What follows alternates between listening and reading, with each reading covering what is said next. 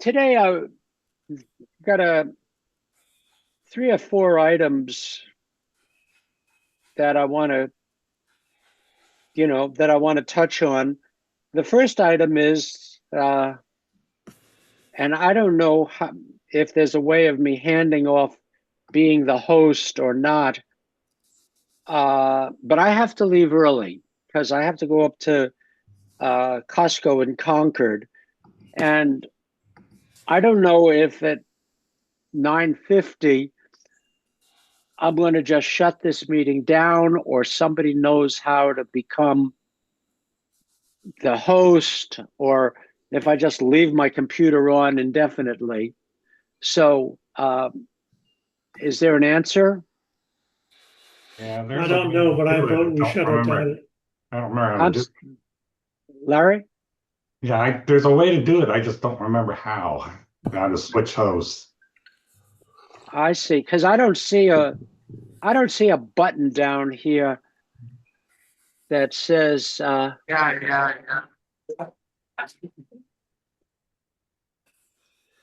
there's Phil. Hi, Phil. Or sideways, Phil. You're muted, Phil. Can't hear you, Phil. Phil. Howdy, guys. There you go. Let me flip my phone around here. Hang on. So this is the narrow gauge. This is the narrow gauge convention show floor, sales floor. So I thought you guys might be interested in seeing that. Mm-hmm. Unfortunately, the modulars are all being taken apart, but you can see a lot of the vendors here are the smaller vendors that sell stuff into the narrow gauge community. So, Phil, we have a question. I have Sure. to leave at about 10 to 10, and we want to know, how do I transfer hosts? So at the bottom of the screen, when you click on the screen, I got the screen. when you click on the screen, somewhere it'll say leave on the screen. See where it I says see. leave? If No, you I click see end. as the host, if you click on leave, it'll open up a window. It'll say 2 things: in the meeting for everyone, or assign the host. So what you'll do, if you click on the assign the host, it'll give you a list of everybody in the meeting, and you just pick who you want to assign the host to, and they become the host. And then you Okay, can leave and they become the host. I'm looking at a corner button and it says end. Right. If you click on end, you should get another thing that says, Leave meeting or end meeting for all. yeah. So leave, if we click on leave meeting, what it'll do is you actually can then choose who you leave the host to, and just choose whoever wants to do it. Okay, I think I understand then. I'll give Cool. that, because I've been feeling bad about this business. I have to go up to Concord. I'm getting new hearing aids. God forbid I'll hear things. Oh no. Yeah, so So- this is interesting here. If you look, this is what 3D printing is doing, right? Look at all the 3D printed detail parts here in O scale, S scale, and HO scale. Who's the vendor there, Phil? This vendor is Rail Scale Models. Okay. And then they've got, their kits that they build. And that's the cool thing about this show is you see a lot more of the vendors coming here to sell stuff at the narrow gauge convention. It's a lot more like some of the East Coast conventions like Harrisburg and that. This is Motrack. And then you've got these guys here is Rail Something Models. And they're going to shut down here in about 45 minutes. So I thought it'd be an opportunity to see some of what people are selling here. Bill Banta from Banta Model Works. So, and his kits that go from HO to O to G scale. So, unfortunately, I was going to show you guys the modular layouts, but they already started tearing them all down. And then this is another company here with the, let me see, I show you their table of their parts here.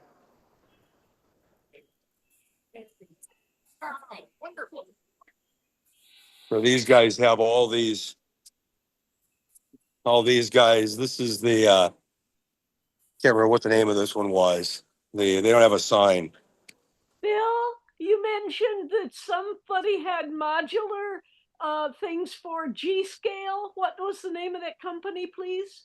So Banta, Bill Banta, who does Banta Model Works. That's actually Bill there in the black. He does all of these G-scale structures. So yeah, that's Bill. Okay. So yeah, he's got, these are all his G-scale structures here that he builds. Thank you. You're welcome. Yeah, there's actually a few folks doing G-scale here that were, had different things in G-scale. Yeah, here's another area with some Iron Creek shops with some G-scale locomotives and things, or F-scale, I guess, is they're positioned as. I can't ever tell which is which. That's okay. Thank you. So yeah, if you want turnouts, you can get turnouts here and everything else. So yeah, this is a great convention if you're looking to buy stuff, because it's much more of a convention where the vendors that don't come to like an NMRA convention, either the national or regional convention, they do come here because people come with enough interest to buy stuff that it makes it worthwhile. So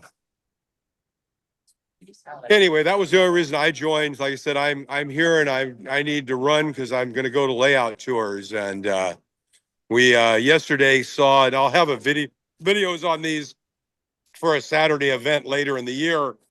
We went to Richard Rand's layout yesterday. He's the guy that runs Berkshire Valley, and that was a pretty amazing layout. But lots of detail parts for reasonable, $2 each detail parts, and just a lot of miscellaneous stuff. So anyway, that was a little view of what things look like here. So back to me. So I will bid you guys adieu, but I thought you might want to see this and see it. Oh, well, here's, by the way, Berkshire Valley. If you're not familiar with Berkshire Valley, here are the Berkshire Valley, all their wagons and stuff that they have. And his different kits that he's got and builds. So those are all O scale, but he also has all the same things in going from some in N scale, and then of course in HO scale, and you got all the same different models and stuff in HO, and of course then wagons and horses and stuff in HO. So anyway, this one, I think the next one's in Minnesota next year or so. And then the following year is Colorado. And that's a great convention to go to because there's so much to see in Colorado if you go to Denver for this convention. Anyway, I'll give it back to you, Jesse. I'm sorry for screwing up the beginning of the meeting, but I thought you guys might be interested. Well, thanks a bunch, Phil. We really appreciate it. You guys are absolutely welcome, and we will see you in 2 weeks. By the way, I will make the pitch. We're going to try in 2 weeks doing this modeling on the coast concept. So, I'm going to talk about that. Yeah, exactly. Jesse will talk about it. Just 4 or 5 pictures of something you're modeling, something you built today, or it may be something you built or something on your layout. And the idea is just to get more people sharing what they're doing or have done. Like I said, it can be a model you built 20 years ago and you say, hey, I'd like to talk about this. I'm proud of it. Or I've got this and I don't know what to do. Can everybody give me some suggestions? So anyway, you guys have a good one. I'm going to bid you adieu. Okay. Bye Bye, now. Phil. Thanks. Take care, Phil.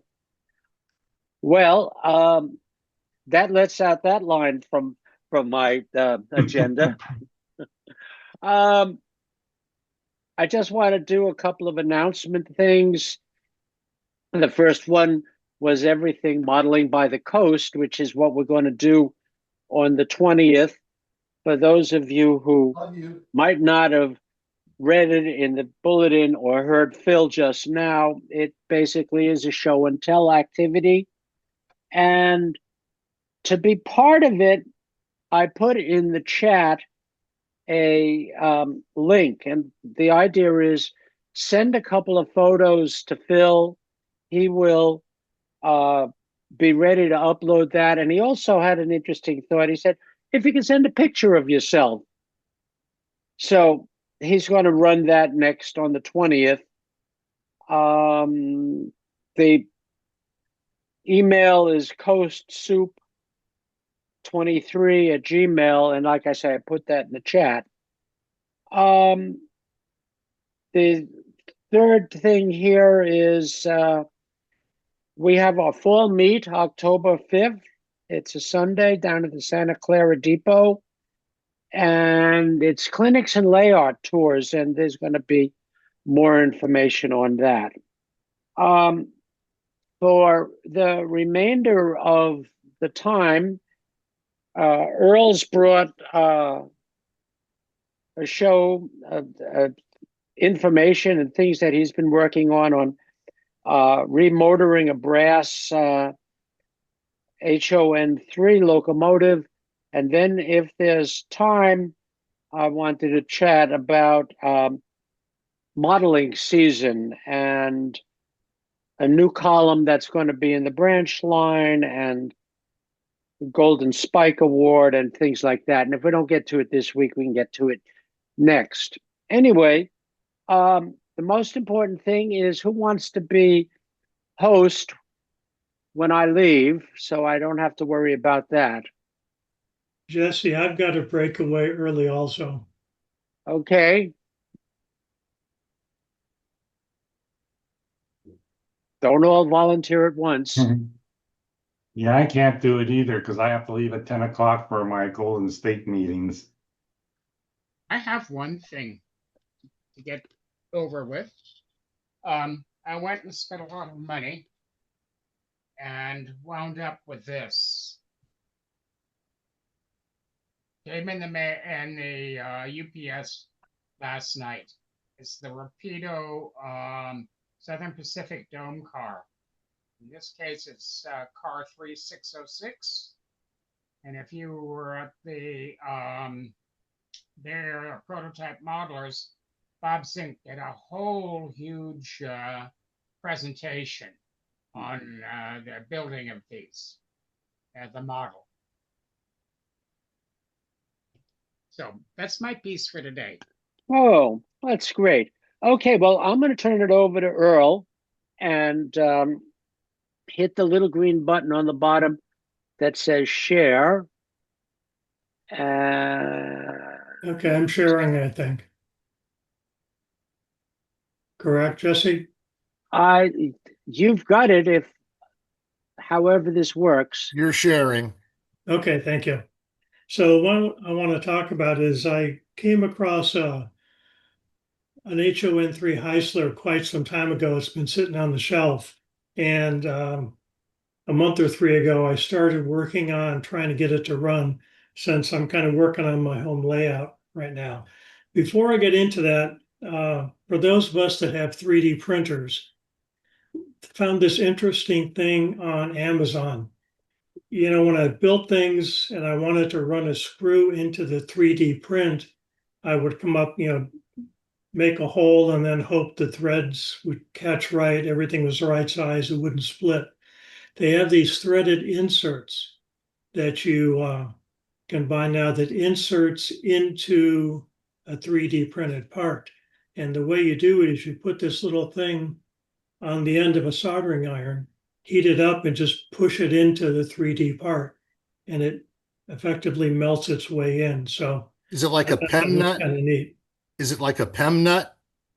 Yeah, it's just a hollow, yeah, like a PEM nut, but made for going into 3D, into filament printed things. So What I thought that was size, kinda- what size? So they're all metric. It starts at M2 and goes up to M6. Oh. So I thought that was pretty cool. That sounds usable. Yeah, I'll pick some up pretty soon and give them a try and let you guys know. So I got this thing that's been sitting on the shelf and I brought it out, I put it on my track and gave it the 9-volt battery test. And of course it was dead. And I took a look at it and it was all the wheels are oxidized. It's pretty dirty and crusty. So I kind of came up with, a step-by-step thing of what I wanted to do to make sure I could get it to work before I invested too much time, money, and effort in it. So, I'm starting off with remotoring, then making sure the mechanism works, getting the DC, getting the contacts working on DC. And Do you have a photo of it, Earl? I don't. I'm just taking workbench pictures. I'll get one maybe before we go and show you. I just got the chassis I'll show you in a minute. And the overriding goal in all of this is to make all of the work reversible. I didn't want to do anything that I got to really change something. And then if I screw it up, I can't undo it or go backward. So this is what the frame mechanism looks like with the body off. And you can see there's this big looking Earl, motor. Earl, are you sharing your screen? I think I am, aren't I? You're No, sharing the wrong, you're sharing your desktop. Yeah, I see your desktop, or somebody's desktop. Okay. I only see you. Did I not hit share properly? Uh, Well, I mean, if Jesse, if you hit share, you're probably, do you have an Apple computer? Yeah. Yeah, we're probably seeing your desktop because it's an Apple computer desktop we're seeing. So, Okay. So yeah, Earl has to share. I think that's Phil's desktop that's still up there. Well, it says Phil because that's me today. Jesse, you need to enable share because it says someone else is sharing right now when I try. Oh, I see. Okay, now I see entire screen you. You have to So let me unshare hit. Yeah, Jesse, you have to unshare. or stop sharing. Girl is requested to share both. Allow.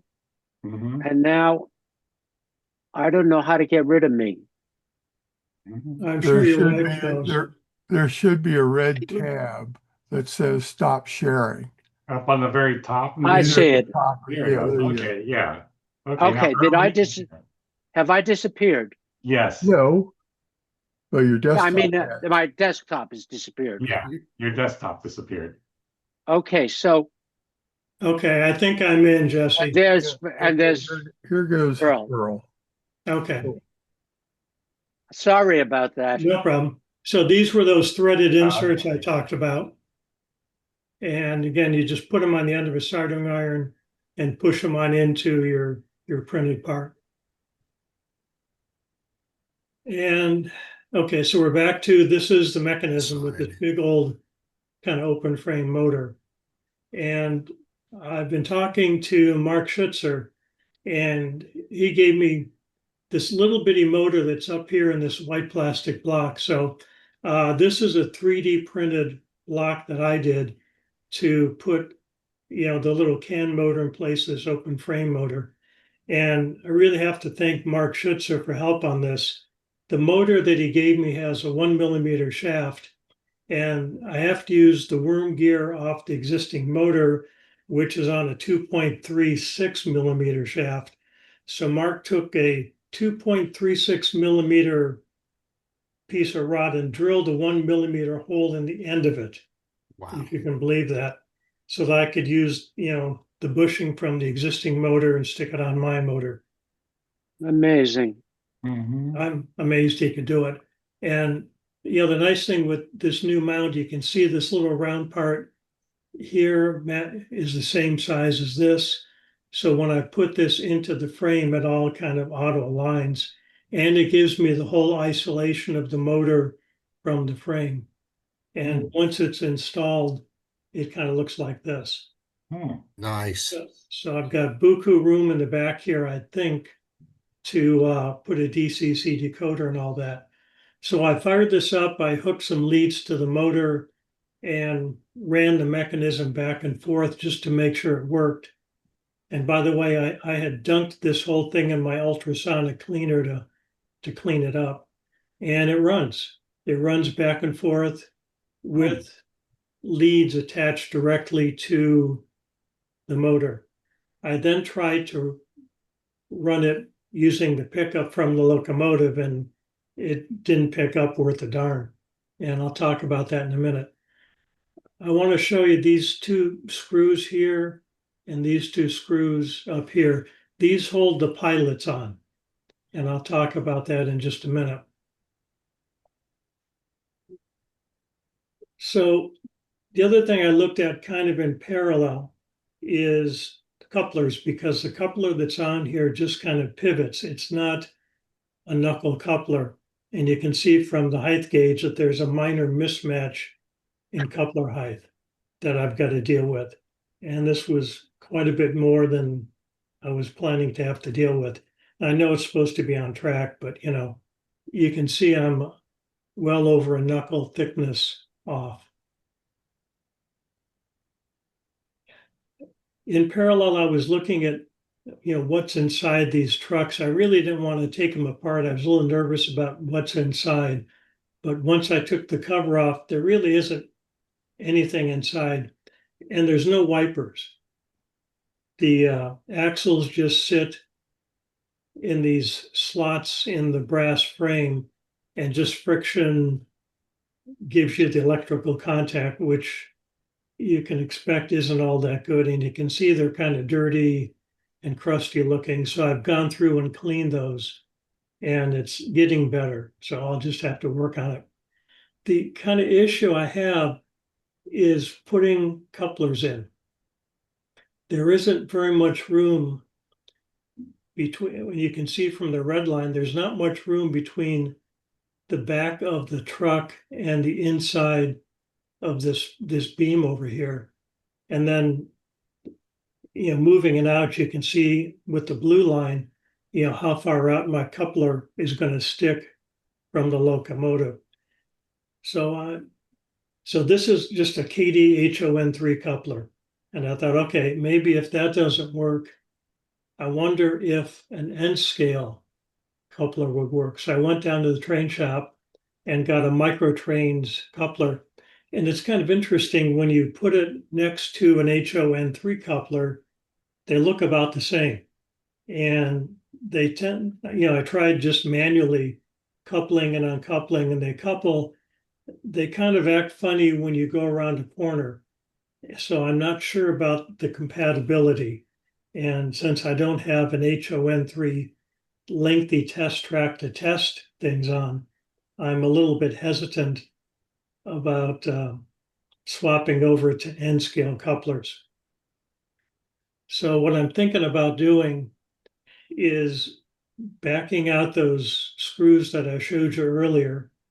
And I'm going to use a technical railroad term here, I'm going to make a hangy-downy thing that hangs down that I can catch with these screws that I can mount the coupler to and poke it out through the pilot beam in the front and back and see if that works. If not, the other thing is maybe I can attach it, and this is the plan B, attach it directly somehow to the beam. I just have to file out an opening. Before I do all that, I need to look at how much really the trucks swing, how much room I have, in this little area to put this kind of a thing. And I'm thinking I can come in and skeletonize this as best I can, clip off the back of the box, or really just minimize how much sticks in this way and see how that all works. I think regardless, it's going to stick out. And I'm okay with that. As long as it works, I don't think it's that big a deal. And I'm okay with it. So, Hey, Earl, yeah. one of the things that done in the past is you have well, this is in steam engines or in other things too.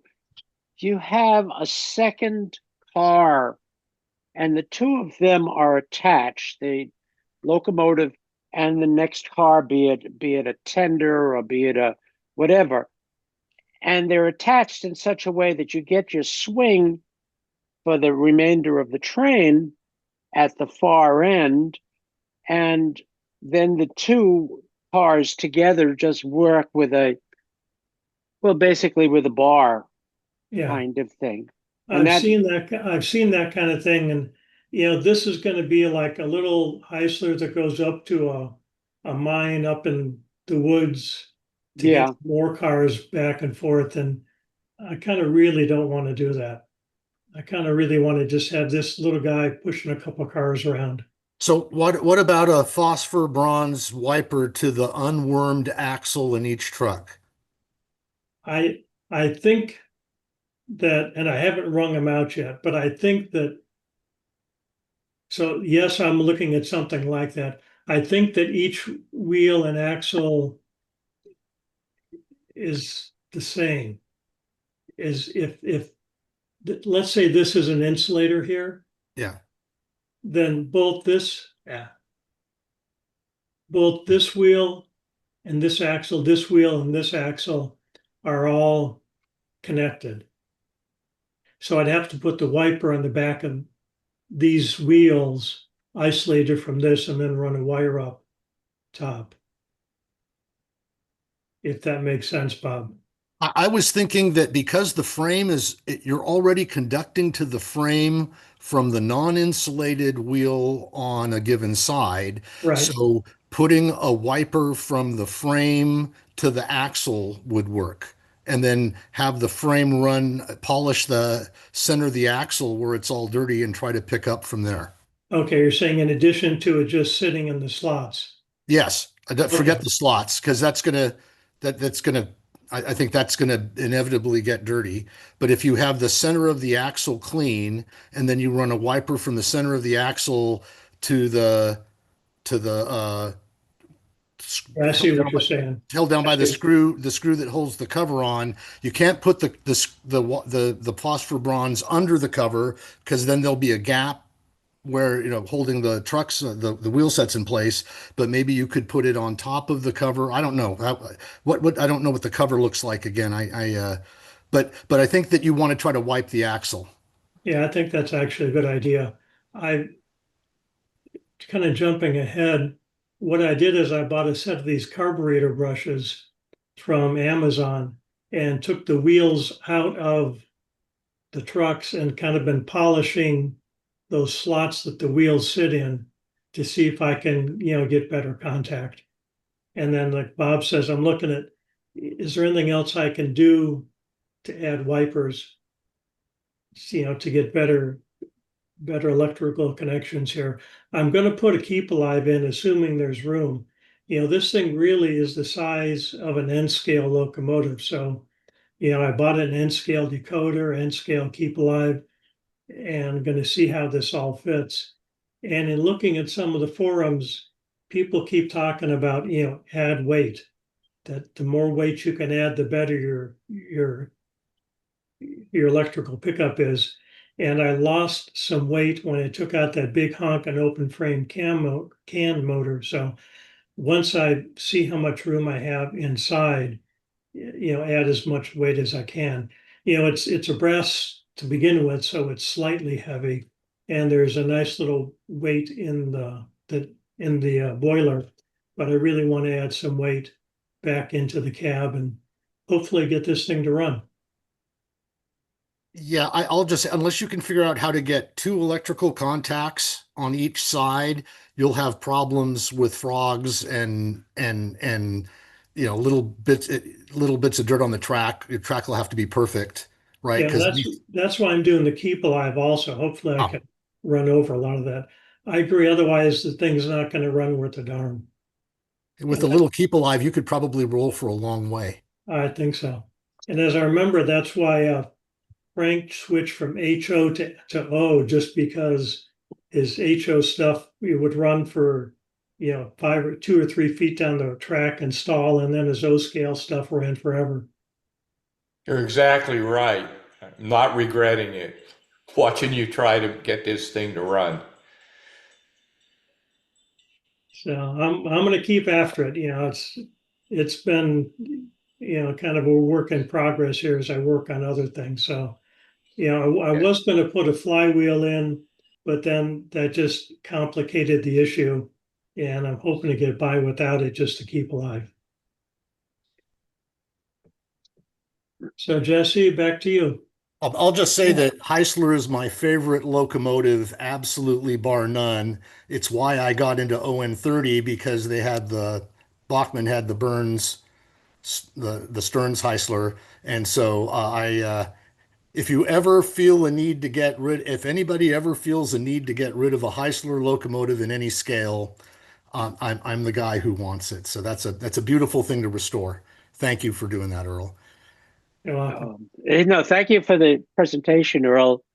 It's fascinating, especially for folks like myself that don't tear things apart and really look at all these engine types of things and that sort of stuff. I learn a lot every time I see these types of presentations. Anybody else have comments for Earl or anything like that, or we'll chug on? Yeah, Earl Ray here. Yeah, I think you already answered this question, but I was looking at that diagram that showed how far out the coupler projected on I guess that was the front of the engine, or was it the back? It's And it's actually the back, okay, on the back. Um, and the front's about the same. other than it maybe not being visually right, does it really matter how far it projects out as long as you can get it at the right height and it works with the cars you're going to pull? For me, no. I just want something that works. So if it's a sticky Audi, I can deal with it, as long Yeah, as it's not too obscene. yeah. So I mean, I think in that case you're right. Just use the HN03 coupler and not try to complicate your life there. I'm thinking that also, it was an interesting little experiment with the N-scale coupler, but I really, like you said, I don't want to mix and match. I have enough issues getting it working reliably without a coupling problem. Right. Well, thanks for sharing this project with us. I heard you talking about it. I think it was up at Joe. Where was it? Some operating session I was at with you. Yeah. Very, very impressed. Anybody else have questions for Earl or? Okay. Let me see if I can change my background for a second.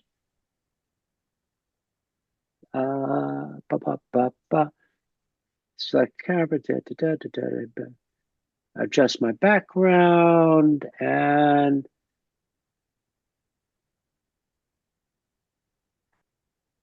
there we go. Okay. I don't know how to get, oh, there I am, somehow or other.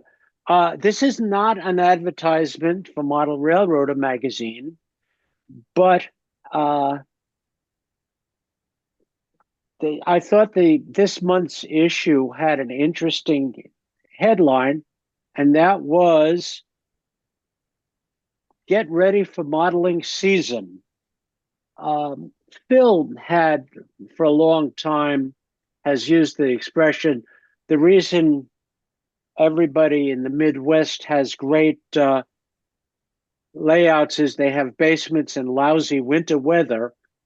And that's true. But I also find, if myself, and I'm sure others do also, that you end up spending your summers, as we used to say, mowing lawns, et cetera, um, and or playing in the garden or whatever we do. So I've sort of taken it on as a project that I want to get involved with home layouts and home modeling.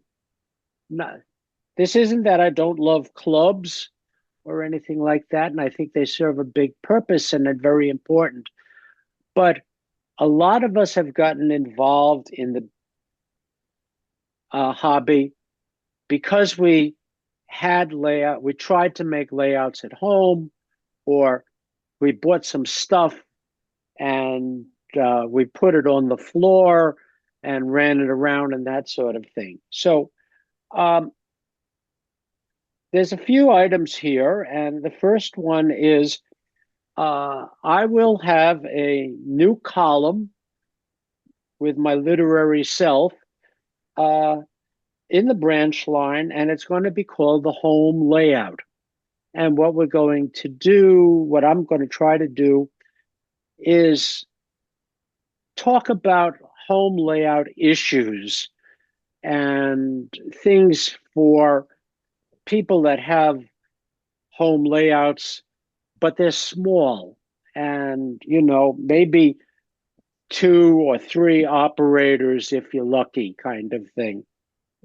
The first one that's going to come out in this next issue has to do with operating systems, because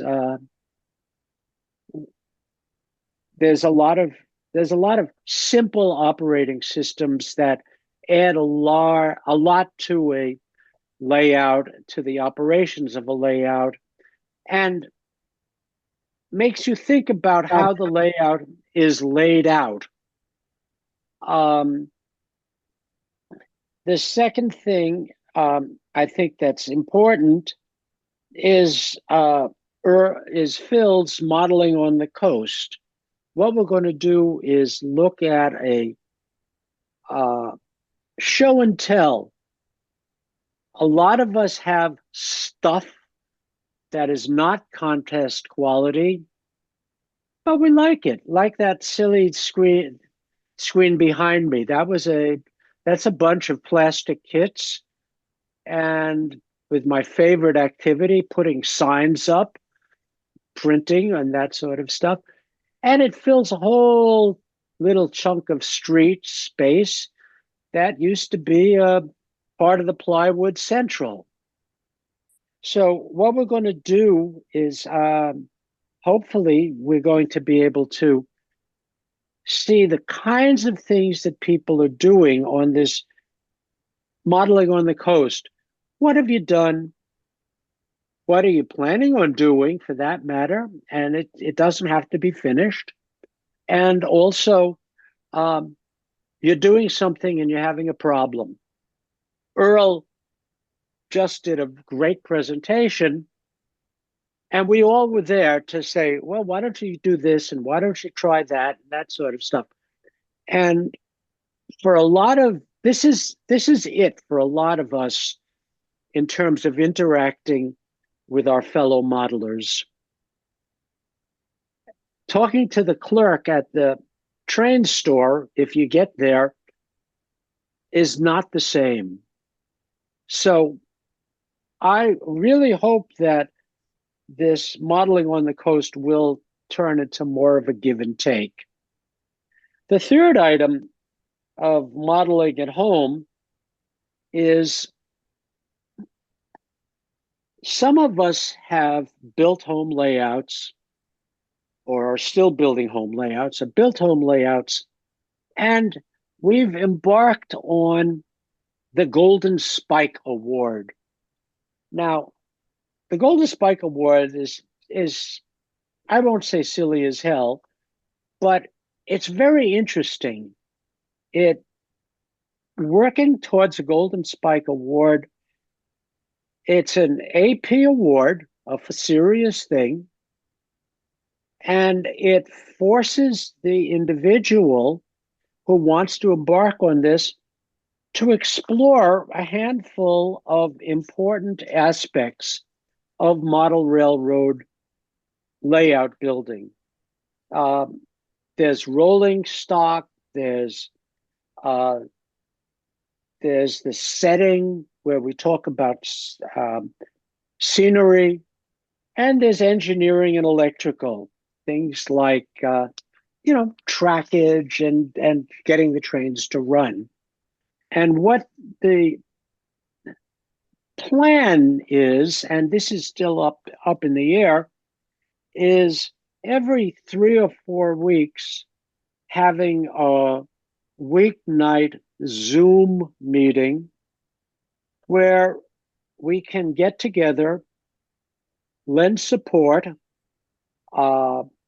Possibly, I got my Golden Spike Award in the middle of COVID, so I did everything by Zoom and movies and things like that. And maybe we'll sort of push for trying to get that done and keep our judges from having to travel all over the universe to look at people's layouts.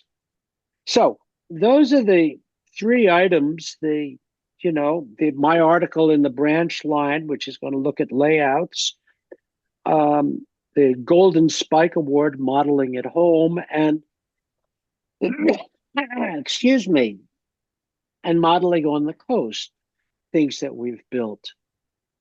So I would like to throw it open and maybe work in reverse order and see, what does anybody think about this idea of trying to get more activity on home layouts for starters? And then what does anybody think about trying to do a Golden Spike Award clinic set?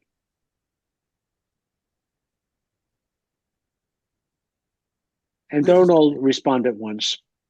Okay. I do think it's a good idea. I just, because of I'm sort of unique in many of the things I do with model railroading, I've always been forced to have a tiny home layout. I mean, a really tiny, it's all of 14 feet of track. The operating, there is no operating. You can move engines and cars around, but that's not operations, and there's no because it's a specific model of a very specific place and time. You really can't replicate a lot of the things because I don't have the room. But anyway, just say I'm very much pleased with the idea of talking about home layouts. Think, One of yeah, go ahead. I think stuff that would be very appropriate for this topic is something along the lines of just what Earl showed us, You've got a project, there's issues, to put it mildly sometimes, and how did you work around those? Did you pull in people to help you to get ideas from? And what kind of problem solving did you have to do? I have a home layout.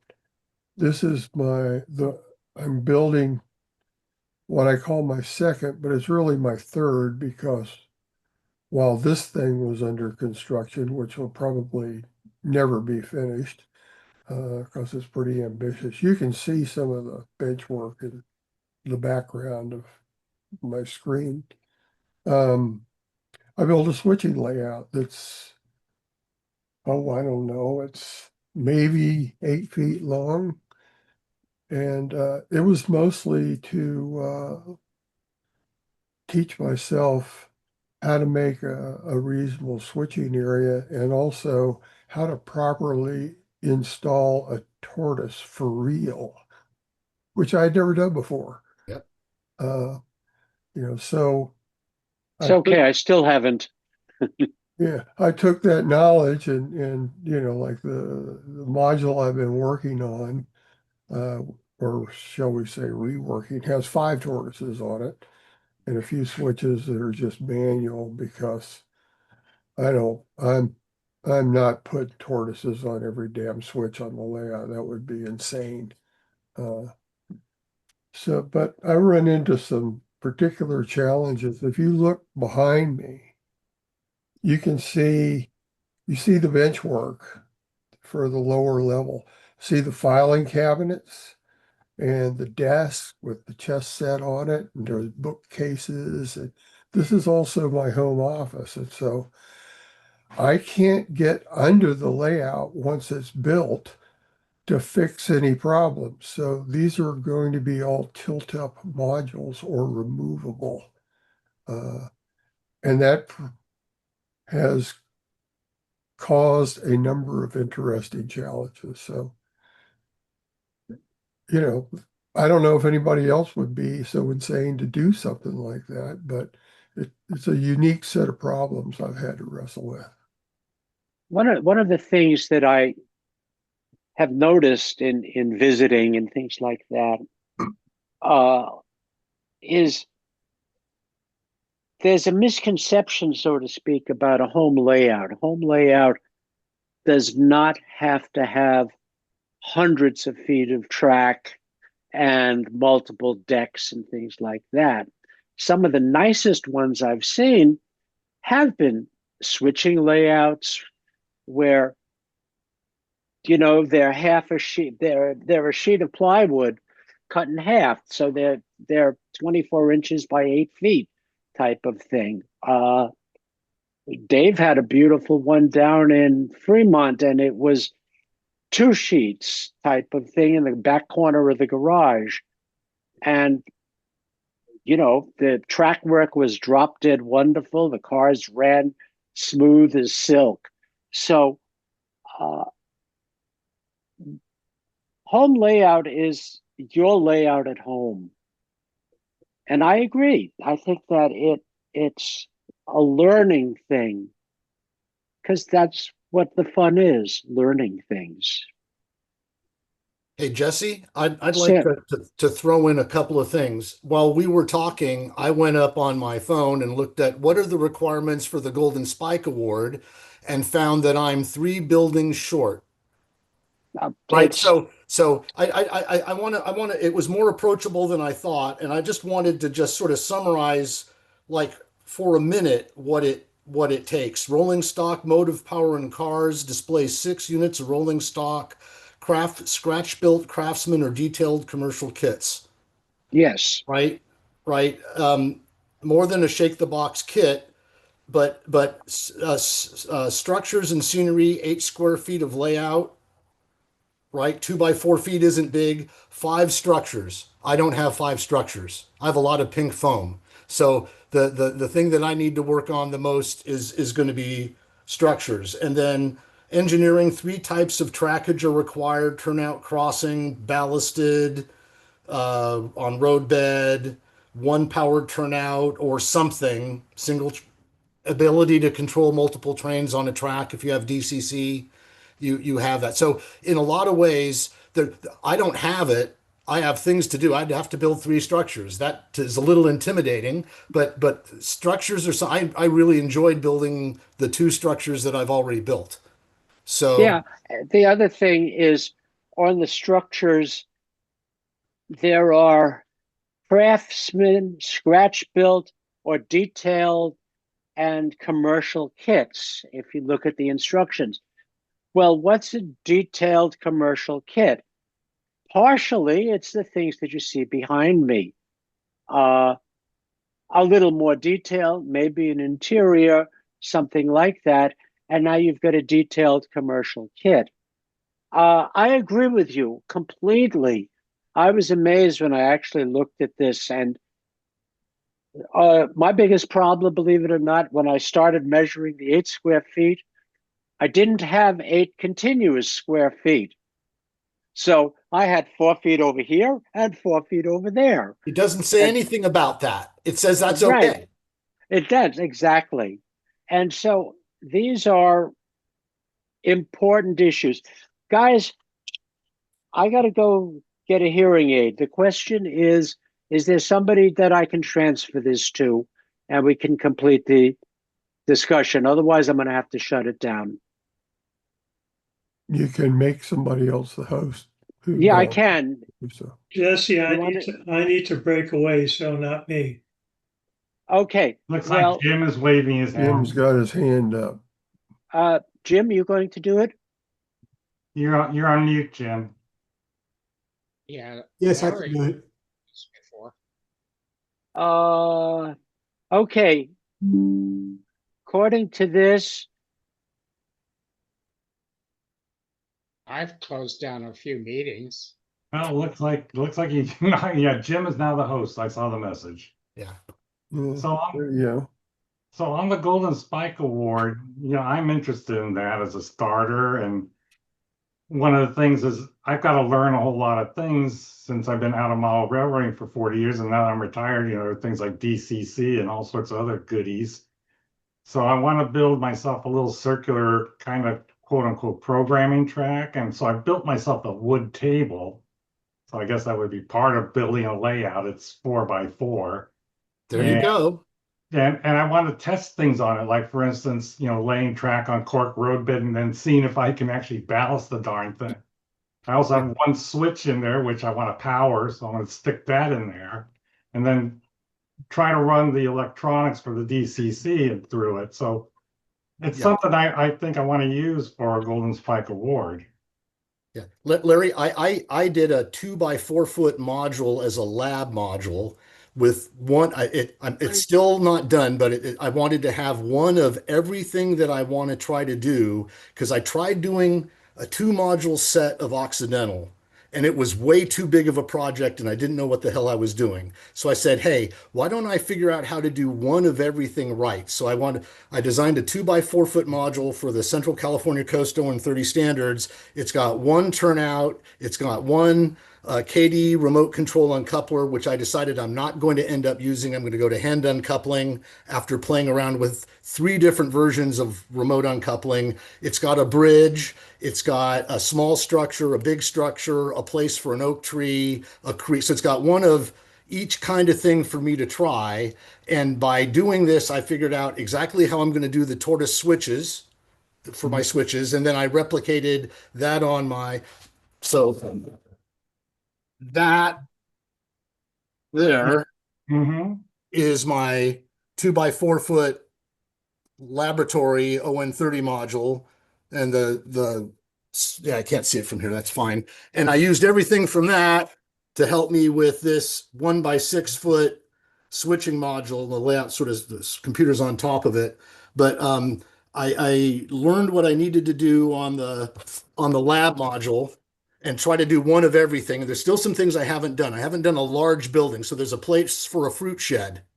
So I'm going to do my fruit shed next. That'll be a part of the next thing that I do for the Golden Spike Award because I have a place for a fruit shed. I have an article and a plan for a fruit shed. So I'll put a fruit shed there.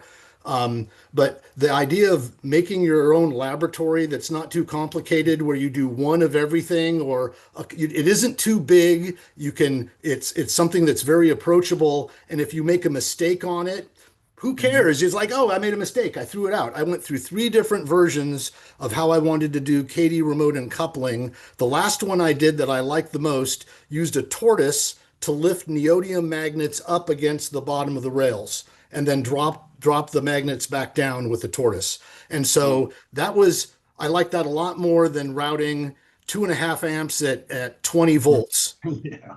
I used a laptop supply in order to drive the coil and decided that I didn't like the idea of running that much power around foam. So, and then I ended up deciding after all of that it wasn't worth it and I'd go to hand uncoupling. But I have a module where I have a working remote uncoupler. I'll count that for the fancy track work part of the spike requirements. I'm sure that that counts as track work, remote uncoupling somehow.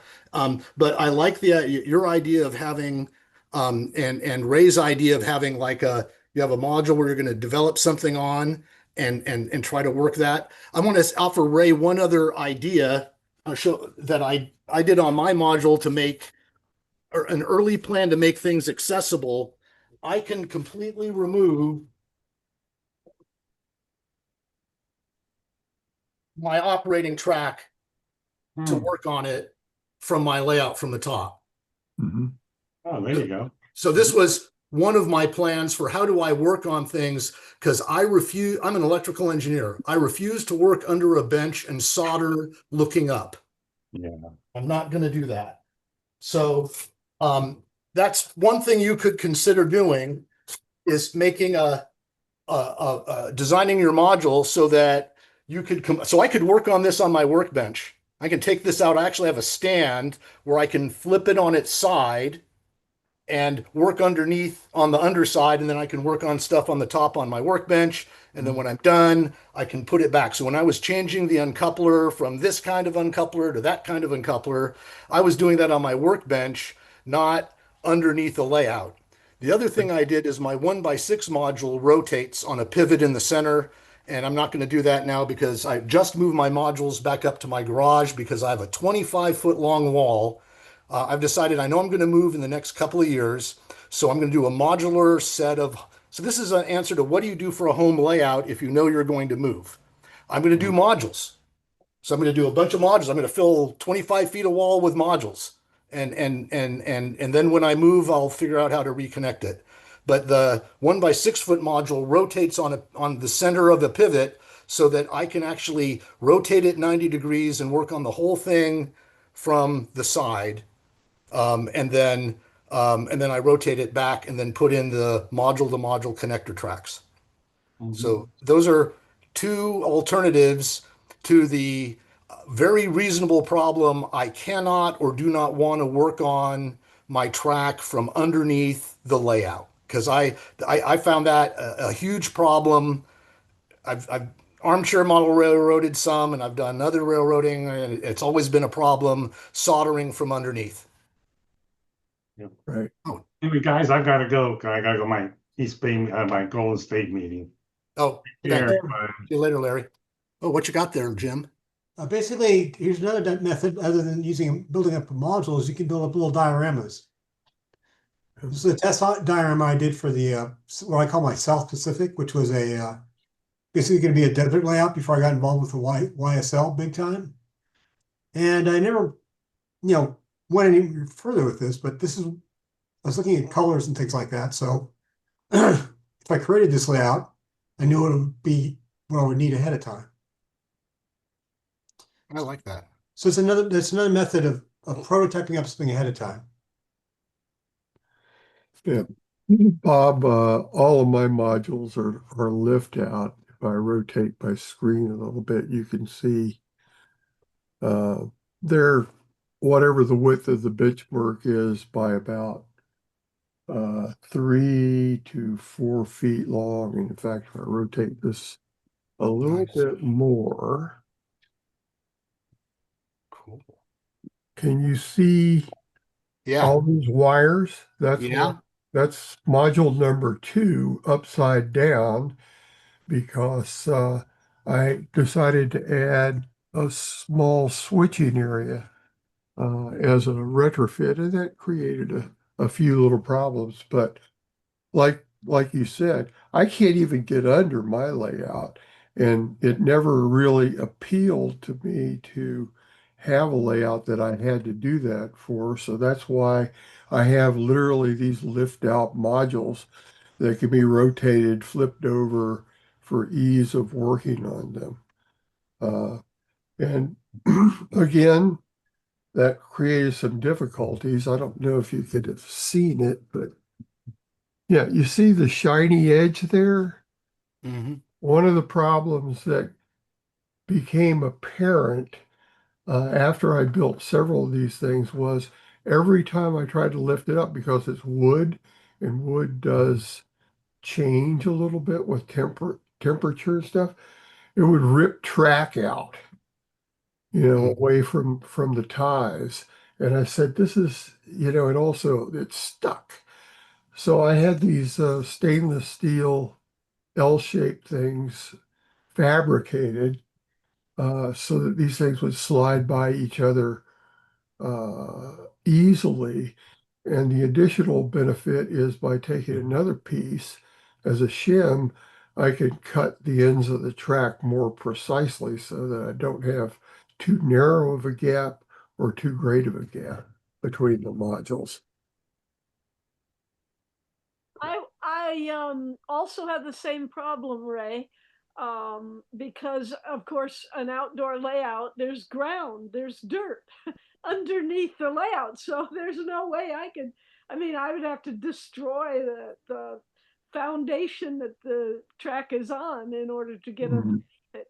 So we had to paint the entire, it's up on a 3 foot high, who people who haven't seen my layout, cement wall, retaining wall. And some of it is on the cement, some of it's on dirt. And neither of it can I get under. So it's been quite a problem. So this is a very interesting subject to me. Yeah, I've been to Joyce's layout, and she's right. There's about a 3 foot high retaining wall, and behind that are planters of varying width, depending on how much vegetation she has in there. And the layout does run on top of the wall in places, but in other places, she has to have return loops at the end and such as that. Hey, Jim, bring back what you had. Sure. I was curious.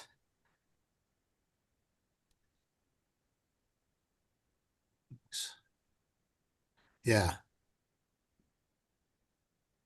So this is a prototype for my main layout, which I was going to make, which is the Miskatonic River, oh, Arkham Miskatonic River. I've got it partially done, but I put too much track on it. So the main layout, I still have to take the track off, but this is, like I said, just a little diorama to test out colors and verify things, and it also makes a good photo backdrop for me to take photos of models on and things like that. So little dioramas are a good way to start also. And the advantage of that's basically just paper and foam. Mhm. You don't even need any, wood cutting instruments or anything. You just take some paper and some mat board and some foam core, and that's about it. Tape it together and make a little diorama. So do you print images on the paper, or do you color the paper with pencils or ink or paint? The actual structure of the module is paper. Okay. So the edges were paper. Mhm. And in this case, there are no paper structures on this building. It's all either wood or plastic. So, but I do have a fair number of paper structures that I built up, especially in ed scale. Yeah. Jim does wonderful work in paper. I need to make a row of buildings behind my 1 by 6 foot because I hooked my 1 by 6 foot module to my 2 by 4 foot module. I have a 1 by 6 foot space in the back of it that I decided that I want to make a row of buildings in a town. So I need to think about what I want to do there because my long-term prototype is going to be North Pacific Coast Railroad. Even though neither of these modules are North Pacific Coast Railroad, I'm going to look for a non-railroad structure for North Pacific Coast Railroad to model so that eventually later when I have a North Pacific Coast Railroad layout, I've already have a couple of buildings going that way. Because if I'm going to scratch build something, I might as well try building something that's got some long-term legs towards my prototype. So That's Bob, reasonable.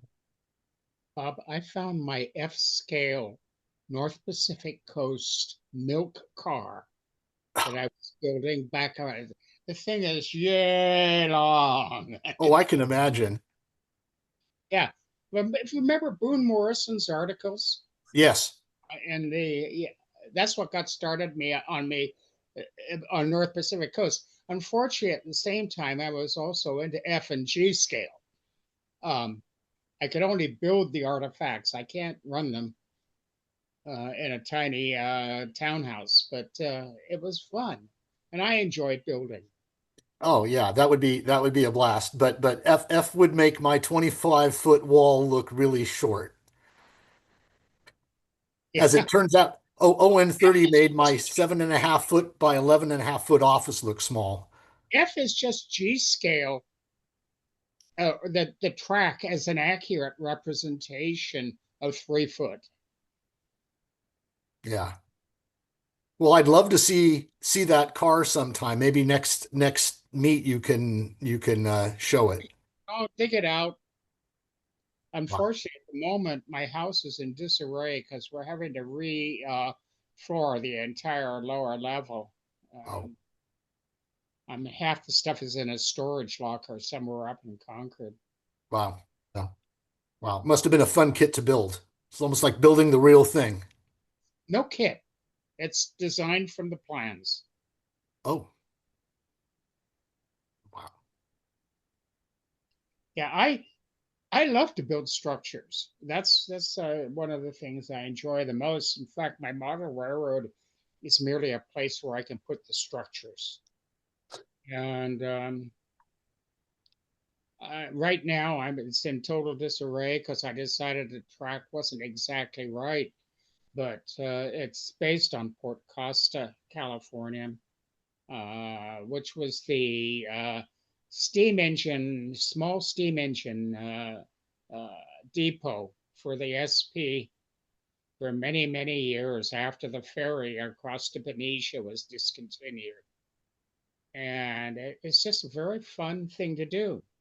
Um, for instance, talking about building on modules, um, you see all the buildings over there? They're on a 1/8 thick plastic sheet. And that's the station, freight station, and behind it, the section house, wood water treatment, and an electrical telegraph shop. But the whole thing is built on a piece that I can pull it out so I can work on the tracks that go behind it. Awesome.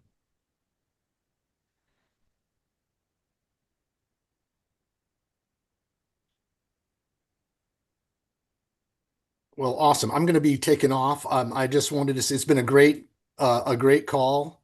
I'm pretty psyched. As I said, I moved my trains up to my garage. I'm about to cut some masonite and put up what's going to end up being a backdrop. I've never had a backdrop around my train, so I'm sure it's going to make a big difference compared to looking at empty studs and spider webs.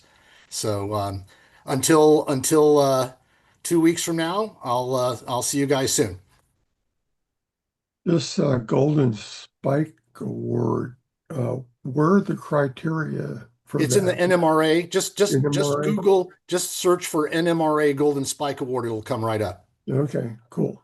I figured that, but I thought I'd ask as long as I was here. So This the is Golden essentially Spike an Award for differs from defense. the master modeler award then. Sounds like. It sounds like it's kind of maybe It's a subset. The other, of it, yeah. it doesn't actually work towards your MMR by doing this. but it's basically just a early certificate you can get. Yeah, I've never considered this, but given that there are a number of people recently who have gotten their MMRs in the Coast Division. I was like, well, maybe I ought to look into these criteria because I might actually be doing something or have done something that if I documented it adequately, I could, get one or more certificates towards that just for the heck of it. You know, I'm not going to become obsessed with it, but why not, No, that does help you expand your modeling capabilities. Yeah. I And I need a greater breadth, but I'm not going to build any buildings until I've got bench work to put them on. Although, I think that never bothered Rod Stewart. Apparently, he just took building stuff with him when he was touring, and he would just build stuff in between performances in his hotel room and then stick it on his layout when he got home. So you could do it anywhere, I guess. You just take your portable toolkit with you. Anyway, nice talking with you folks. I'm going to sign off and get on with the rest of my day. Okay, take care. Take care. talk about this in detail later. Hey, Joyce, Yeah. I have a present for you. Oh, I was rummaging around in my attic, which is Jim was talking about what a mess his space is. Mine certainly, my attic is a disaster area because we had a new roof put on, and uh-huh. and they were not very careful about managing the gravel that was up there. So I ended up with a lot of dirt, tar, and gravel in my attic with all the stuff in there. But at any rate, I found I think it's an SO oil truck, which I'll be happy to give to you for your Thank layout because it's way too, I thought it was cool. I don't remember when I got it or why, but I'll be happy to give it to you for your layout because it's definitely not an HO scale truck. Thank you. That's very nice. I'd love to see your new layout. I haven't seen it yet. Well, it's very much under construction. The reason I haven't called a work session or anything is I wanted to get this to a certain state before I had people to come over and work on it because right now I'm just Yeah. floundering, I guess is the best way to put it. I know the feeling. Okay, well, good talking with you folks, and I'll see you next time. Anybody going to the WPW DWRG convention coming up? Where is it and when? Sacramento well, actually, it starts Wednesday, I think. This coming Wednesday, the 11th. I've never been to it, but I thought, what the hell? I'll go up there. It sounds like a typical PCR kind of or layout, LD SIG kind of meet. So I thought I'd check it out. Anyway, gotta go. Take care.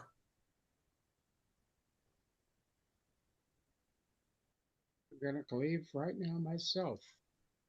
Okay. Well, I guess I'll close the meeting down and thank you all for showing up. Thank you.